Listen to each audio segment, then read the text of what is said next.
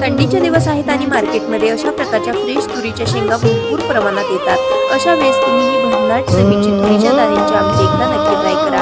त्यासाठी तुरीच्या शेंगा सोडून त्यामध्ये दाणे स्वच्छ पाण्याने धुवून कढईमध्ये थोडेसे तेलामध्ये भाजून घेतले। छोटेसे वाटण बनवत आहोत, त्यासाठी लसूण, आलं, सुकं खोबरं, कोथिंबीर पाण्याचा वापर न करता वाटून घेतलं। त्याचबरोबर भाजलेले तुरीचे दाणे देखील मिक्सरला बारीक करून घेतले। कढईमध्ये फोडणी करता तेल घातलं, त्यामध्ये मोहरी, जिरे, त्याचबरोबर हिंग, कढीपत्ता आणि बारीक चिरलेला कांदा परतून घेतला।